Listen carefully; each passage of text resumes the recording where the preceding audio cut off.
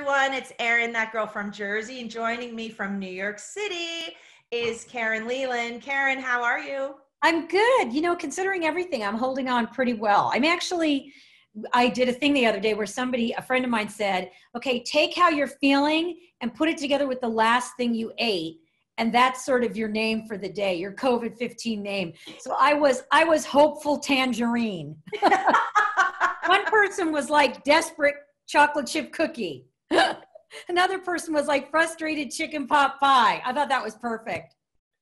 I'm right now laughing scrambled eggs. So okay, laughing scrambled eggs, exactly. That's awesome. That's awesome. So you and I are no stranger to digitally working, right? Do you tell everybody quickly about who you are, what you do, and that it'll make sense as to why we have connected the way we have. Yeah, I'm a branding and marketing strategist. So what I do is I function almost like a private chief marketing officer for individuals and businesses and companies. So I go in and I do not just the strategy, but actually the implementation, everything from websites to media and PR, but I'm like a private brand personal concierge manager for people. And you're amazing. Oh, thank you. Everyone check her out. Thank Where you. can people find out more about you or get in touch with you? Sterling Marketing Group. They can just go to KarenLeland.com or SterlingMarketingGroup.com. Same URL. I mean, Excellent. same website.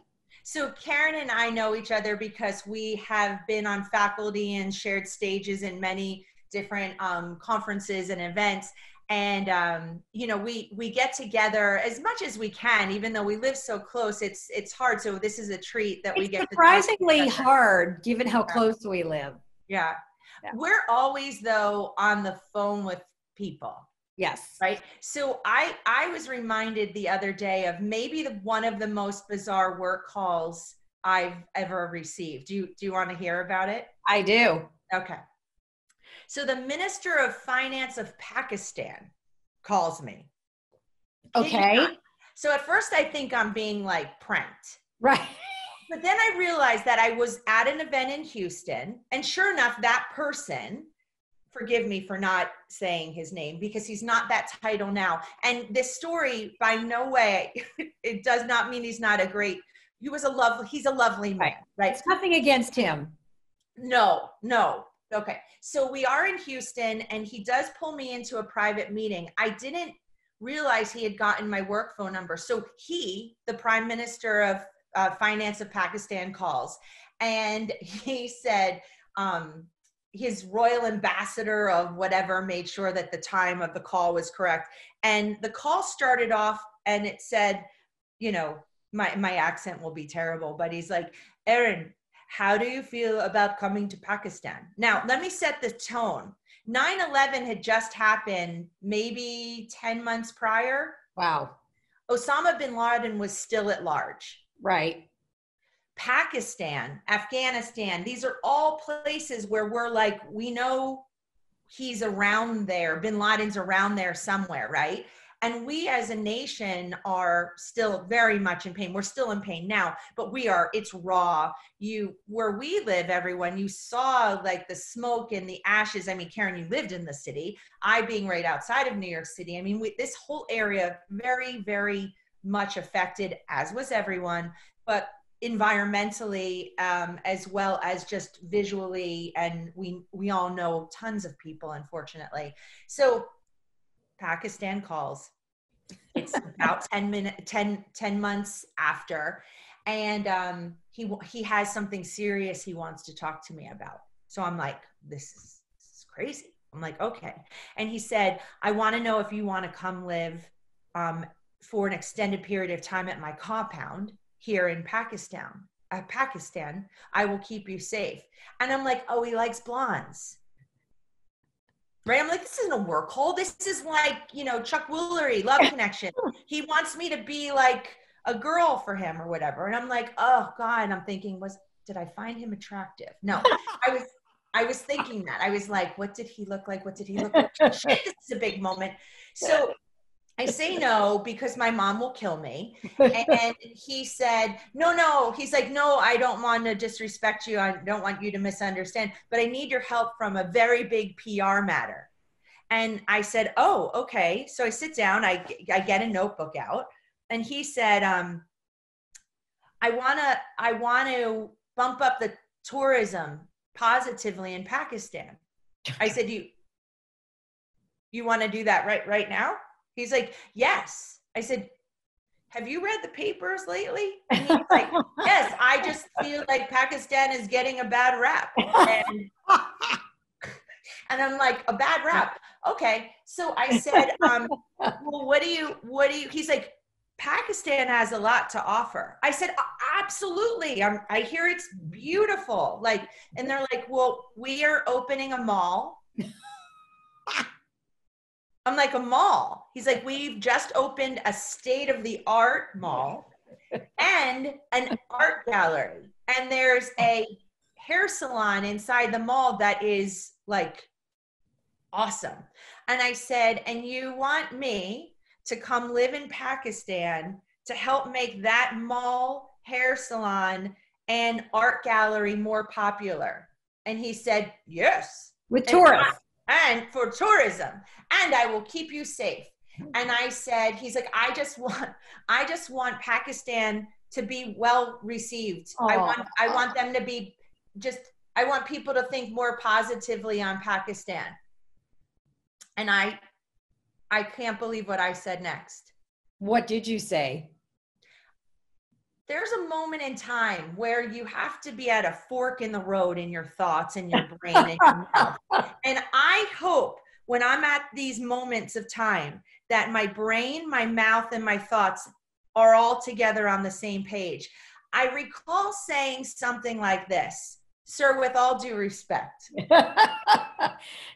No, nothing good ever follows the sentence, with all due respect. Sir, with all due respect, I know how to bring Pakistan in the amazing good graces of all Americans.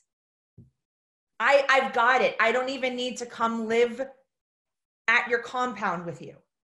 He's like, you have a way that everyone will start loving Pakistan? And I said, I absolutely do. He's like, is this going to be expensive? I said, I'll give it to you for free. He said, what is it? I said, I think I can speak for all of America when I say, we know that Pakistan probably has a good idea where Osama bin Laden's hiding. And if you could help America find Osama bin Laden, I will gather up the biggest party to come to your mall, gallery, and shit, minister, I will get my hair done at that salon. What was his response? Whoa, why do you think I know where bin Laden is? I said, you are the Minister of Finance for the country of Pakistan. I know you know where he is. I'm not even trying to fight you. But like, don't you find it, sir, a little odd that you guys are probably harboring a fugitive or at least have a good track on him, and you're calling me an American who've just lost people to promote your hair salon? I said, at what point does this feel awkward to you? I was more comfortable when I thought you were making a pass at me because you liked blondes. And he said, well, I guess our meeting is done. And I said, with all due respect, I can't make this up. I can't. You cannot make this up. You cannot make this stuff up. And this isn't just one singular story. I have weird meetings sometimes. Oh, everybody in our business has weird meetings. Right? Everybody has weird. It's so funny because like along a similar line after 9/11, I had a woman that called me, ran a very big company, and she said, I have a problem. The name of my company, I'll tell you the name in a minute. I don't want to change the name of my company. And right now it's a hard name. And so I want to hire you to help me figure out how we can have a PR campaign to make the name of my company more positive. And I said, well, what is the name of your company? ISIS. No! And she said, money's not an object. We have plenty. I said, no. I said, with all due respect, I think I actually did say, with all due respect, that at this point isn't a name that no matter what you do, you're going to be able to make work. And then she was arguing with me. And I said, no, you have to understand, there's no amount of money you can give me that I'm going to be able to either do the PR or do the branding or do the marketing to make that name work. I said, I can help you come up with another name. I can do naming conventions with you and we can create a new name. She goes, no, we don't want to get rid of our name. Oh my gosh. And no matter what I said, she couldn't understand that the unconscious association people would have with that name, it would not matter. Do you think it's why they killed off the dog Isis on Downton Abbey? Was the dog's name Isis on Downton Abbey? Probably. But look, Erin, we do this stuff for a living. People are they get very fixed on their point of view, right? Right. Like I had an ex-client. This will tell you why they're an ex-client. But, they asked me to do all this work for them and help them and new logos and whatever. And their logo was terrible. I don't want to say what it was because it'll give away what the company was. But their logo basically looked like a heart that had been mangled. And their whole image was about like support and care. And I was like, you can't have a logo that's a heart that's mangled if your image is support and care. And they sort of didn't believe me. And I was like, look, and I did market research and I did focus groups and I got the same feedback from everybody. Mangled heart. Okay. So I went to the CEO. It's like a mid-sized company, maybe 10 million a year, not like a huge company, like a small business, right? I went to the CEO and I tried to explain it and he went, but my wife really likes the logo. Oh my gosh. And I went, okay, I can totally understand that. But with all due respect, your wife, while a highly intelligent woman, probably shouldn't be the one making the ultimate decision about what your logo is. And no matter what I did, I couldn't convince them. So it's really interesting. People get really fixated on it has to be this message or this objective or this way of doing it. You know what I call that, by the way?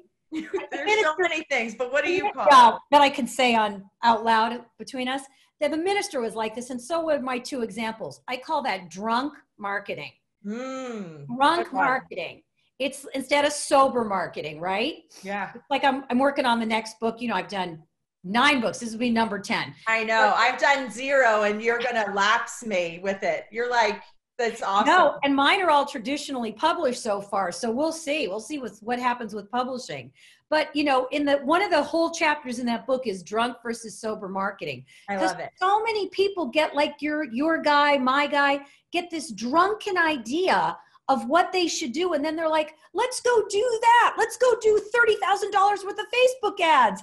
Let's spend $100 million on a campaign to bring people to a mall in Pakistan without actually thinking through. It's the emperor no clothes. They're surrounded by other people who are drunk with them. Be like, dude, awesome idea. Yeah. No, it's worse than that. It's worse than that. Any idiot can hang out a shingle and say, I'm a consultant, I'm a PR person, I'm a marketing person, I'm a this, I'm a that, I'm a health coach, whatever, name it. Yeah. Right?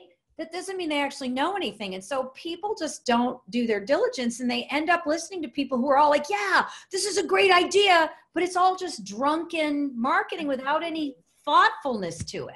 I have made more money cleaning up the day after drunken mess. Same. I have made more money. Sober marketing plans. Honestly, half my business is cleaning up after drunk marketing, other people's drunk marketing. No question. No question. That's why I'm like, oh, this is a sloppy seconds call. So I know it when they start the call like this. Hi, a friend of mine recommended you, and I'm calling because it depends on the size of the company. We just spent $30,000 for a new website and a PR campaign and a branding, and we didn't get anything. I had a call last year, $1 million. No. Now this was a $1 billion company. Right. But I said, I'm calling you because the CEO called me. He said, I'm calling you because we spent $1 million with an agency, and I can't tell you what we got for it. Now, what I didn't say to him, with all due respect, was, well, you're an idiot. How come you let it go on for a year and spent $1 million when you weren't seeing any results? I didn't say that. But I want to know that, though. At what point does you're sitting at a blackjack table in Vegas, right? Right. You get that gut drop. Everyone gets it. I love that. You get the gut drop, like, I'm having fun. but I'm not winning money. I should leave. The crazy Asian investor men keep coming in. You've seen, right? I don't know how they do it. They lose, but they're piling millions up in a hand. You want to be free like that. I don't know where they run off to, but they come back with more chips. But you get that gut feeling. Isn't it like that for people who are spending advertising, marketing dollars? Like at one point, it is, but you know what? You get that drop, like this isn't working. They get the drop, but here's the problem. They're in hope. They don't know what to do. They're afraid to confront the person. They don't really understand. And most of the time, and I know you know this, they don't have a strategy. If they had a strategy, they'd be able to look and see, is this working or not? But they don't have any strategy. That's why I call it drunken marketing, because there's no actual research and strategy behind it. It's just like, let's try this, let's try that. Woohoo! Yeah. Crazy. By the way, my prediction, one of my predictions, because I've been looking at sort of doing research on like the ways that I think we're going to have a definite change in business after this crisis is over, is I think one of the big shifts is going to be from shiny object to substance. I think people are going to be way less enthralled with shiny objects in marketing, branding, business development, etc. And they're going to be way more focused on what's the substance of what that produces. That's one of my predictions for after this. Well, you're always good with your gut opinions and your predictions. So I hope, because I'm so tired of the surface. Oh God. And meanwhile, please, no one go call their kid ISIS. I'll leave you with this story. I just ask parents to think, I ask marketers to think, companies to think. We're at the jetway and you hear, we have an unaccompanied minor. Oh yeah, hold on, just, okay, make room. And then there's a pause, right? So then you hear the flight attendant say, ISIS, will you please come up front? You're pulling in on a New York City, honestly, any airplane that gets any type of news or heartbeat, and and she's only 10 years old. Are you kidding me?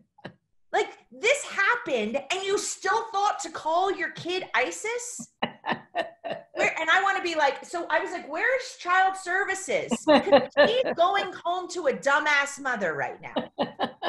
Calling her kid ISIS. People, name your stuff properly, please, on behalf of Karen and I. Because we're going to start adding 5 more zeros to our normal rates to clean up this drunken naming and marketing. Right. Karen, tell everybody one more time where they can get in touch with you. They could go to KarenLeland.com, Leland, or they can just go to SterlingMarketingGroup.com, either one. Awesome. Everyone, thanks for joining, Karen. Thanks, Erin. I'm that girl from Jersey. Talk to y'all soon.